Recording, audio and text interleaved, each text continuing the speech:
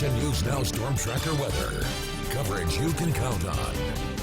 Before we talk a little more about our heat and our heat wave that we have coming our way, let's look back again about 1 year ago to the beginning of the Carr Fire and talk about the weather that we had around Reading for the beginning of the Carr Fire. And ooh, you think this week is going to be hot. Last year at this time, even hotter. The day the Carr Fire started, it was 106 degrees. 111 on the Wednesday, 2 days after the fire started. Thursday, the day it jumped over the Sacramento River, really moved into Reading there, and we had the fire vortex as well. That day, 113 degrees. So boy, the fire was working with some very hot temperatures.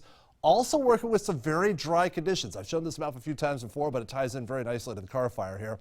We're looking at the areas right around the Carr Fire and the vegetation. And this is the fuel moisture here, what they call the energy release components.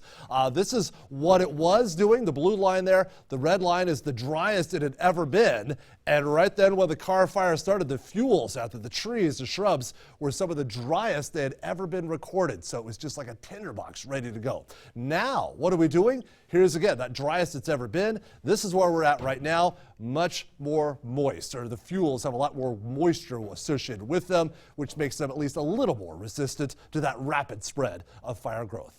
Okay, now we go into what we're doing out there today. High temperatures, they were hot, around 100 or so in the valley, in the mountains, 80s and 90s for afternoon highs today. And we look ahead towards our forecast, it only gets hotter, unfortunately, although not as hot as last year.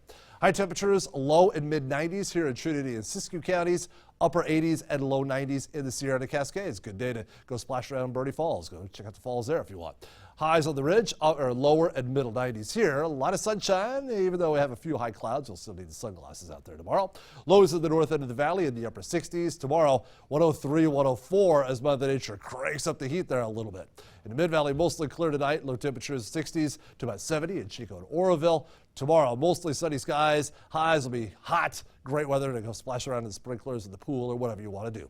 Your Storm Tracker 7-day forecast with the weekend is always in view. 100 to 102 in Chico through Friday, and then even hotter over the weekend. 105 on Sunday.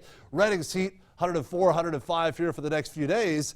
Up to 107 on Saturday and 109 on Sunday. All right, back to you on the desk. Thank you.